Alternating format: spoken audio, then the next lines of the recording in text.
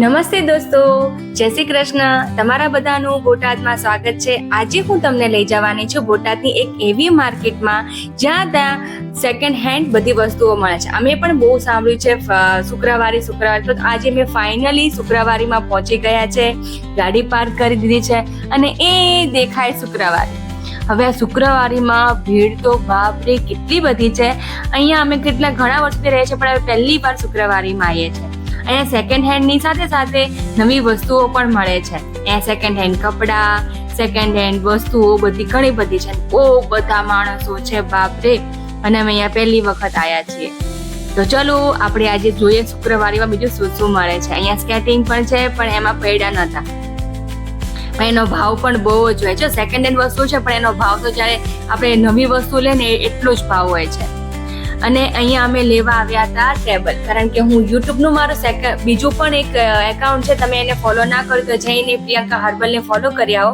એમાં મારે એક વિડીયો ઉતારવાનો હોય છે, પણ ત્યાં મારી પાસે ટેબલ નહોતું ને તો મને ફાવતું નહોતું. તો મારા હસબન્ડ કે ત્યાં બહુ બધા કહેતા હોય છે કે શુક્રવારે બહુ બધી સારી સારી વસ્તુઓ મળે છે. તો આજે અમે એ ટેબલ લેવા ગયા. અહીંયા નવા સોફા પણ તમે જોઈ શકો છો.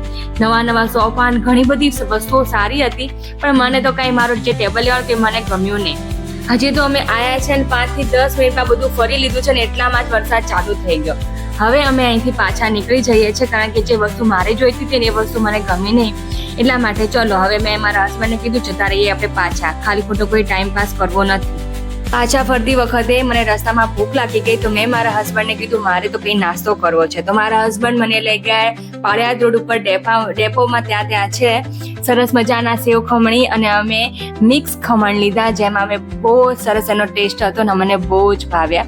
જો તમે લોકો ત્યાં ડેપોએ ના ગયા હોય, તમે બોટાદમાં રહેતા ડેપોએ ના ગયા હોય, આ ચાખો તો તમે જરૂર જજો, બહુ જ સરસ હતા. પછી અમે સરસ મજાના ડીશ ખાઈ લીધી અને ઘર માટે છોકરાઓ માટે પણ લઈ લીધા, અને પછી અમે રવાના થઈ ગયા ઘર તરફ. હવે તમે મારી ચેનલમાં આવી જ ગયા છો તો લાઈક, શેર, સબસ્ક્રાઇબ કરવાનું ના ભૂલતા. બાય બાય, જય શ્રી કૃષ્ણ.